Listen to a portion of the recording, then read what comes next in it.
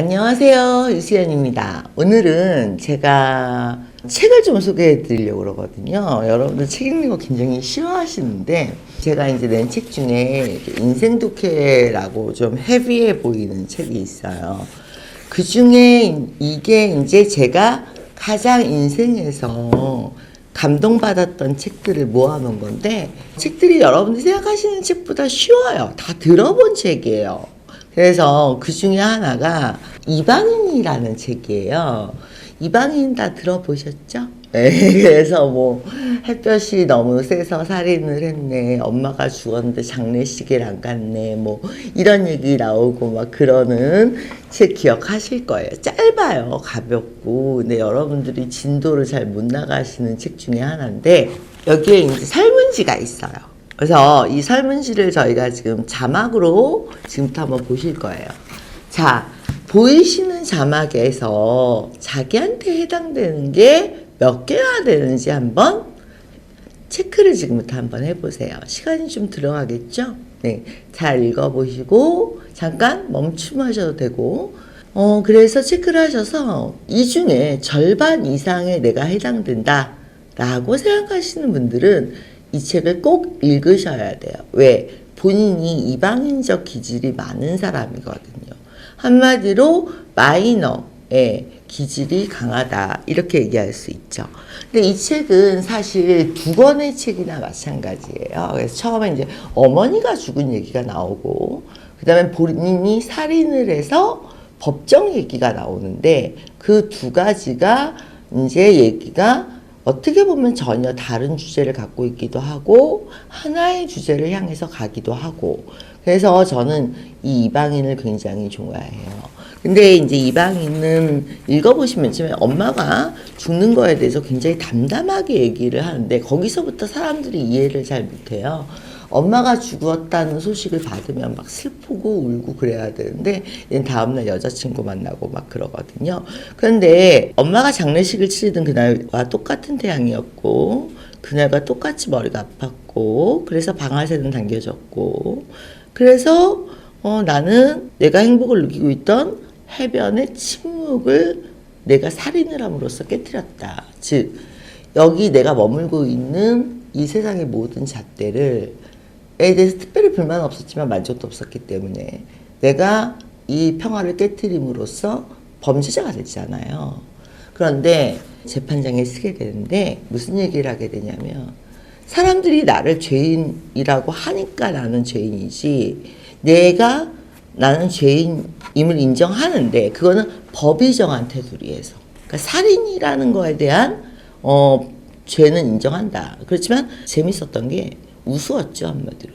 왜냐하면 그 살인을 한 게 중요한 게 아니라, 법정에서는 어머니 죽음의 장례식에를 가서 울지 않았다, 뭐 아주 파렴치 아니다, 이런 감정적인 재판이 된 거예요. 한마디로 여론 재판, 아니면 감성 재판, 우리가 언론이 재판하듯이.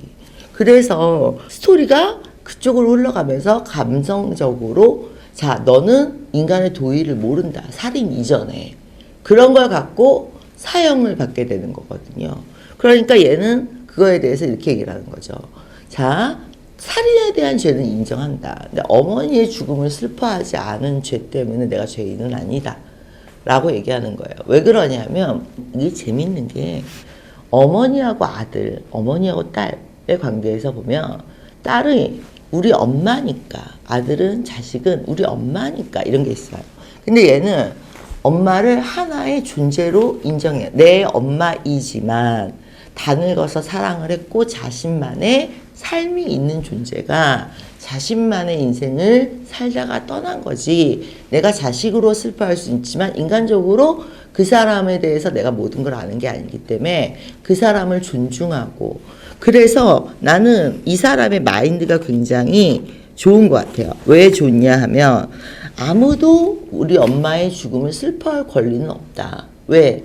이게 마치 자식이 부모가 죽으면 부모가 내 부모이라는 것 이유 하나만으로 일방적으로 슬퍼하고 그러는데, 그 사람의 인생에 대해서 이제 전반적으로 다 이해하고, 내가 엄마의 인생 어렸을 때부터 나이 먹어서 최근의 일들까지, 내가 모르는 일들까지 많은 일들이 있었는데 그 삶이 어떠했는지는 함부로 내가 자식이란 이름으로 그렇게 평가하면 안 된다. 그래서 그 부분에 대해서는 내가 옳았다. 내가 옳았고 앞으로도 옳을 것이다. 나답게 사는 거죠, 한마디로.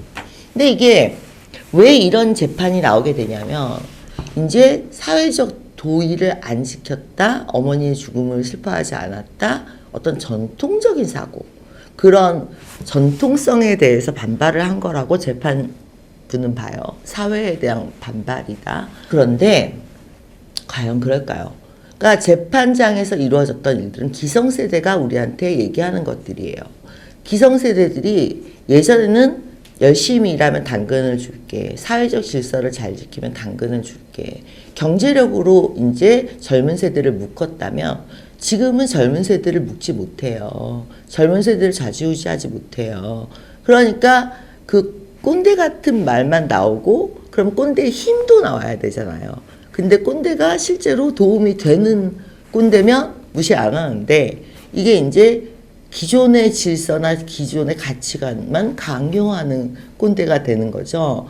그러니까 모르겠어요. 지금의 젊은이들은 지금 기성세대가 그런 당근이 될 만한 실질적인 도움을 못 준다면 물론 경제적인 여유는 없지만 내가 내 가치관대로 살 수 있는 자유는 있는 거죠. 그래서 조금 더 아마 세대 간의 갈등이 심해지고 있을지도 모르겠지만 나는 MZ세대가 이 책을 읽으면 오히려 내가 왜 사회에 구속되어야 하는가, 어른들의 말에 귀 기울여야 하는가, 혹은 뭘 포기하고 경제적 자유를 포기하고 가장 나답게를 외치면서 나답게 나의 결정만으로 내 인생을 갈 수 있는가, 이런 고민을 좀 해볼 수 있는 책인 것 같아요. 그래서 결국 누구나 아는 이방인이라고 생각하는데 이방인으로 태어나서 이제 사회의 가치관을 입는 순간 내 안에 이방인적인 기질이 다 없어지고 그리고 그냥 사회에 대체 가능한 그냥 그 많은 일반 직장인들의 하나로 남는 거에 대한 미련을 누구나 갖고 있는데 그거에 대해서 정확하게 정의를 내려주는 책이랄까? 그래서 저는 제가 가장 좋아하는 책 중에 이방인을 넣었어요. 좀 책이 난해하기 때문에 제가 이제 풀어놨어요. 인생 독해라는 책에서 이 책의 해설을 좀 풀어놨거든요. 아니면 이방인을 직접 만나서 자기 식대로 소화를 하면서 보는 것도 좋을 것 같아요. 이 시대에는 너무 많은 이방인들이 있고 아니면 이방인임에도 그걸 자신을 꺾고 살아가야 돼서 그게 마음의 무게가 되고 어둠이 되는 사람들이 있거든요. 까미의 정말 대표적인 작품이기 때문에 꼭 한번 읽어보시기 바랍니다. 오늘 제가 추천하는 인생의 책 이방인이었습니다.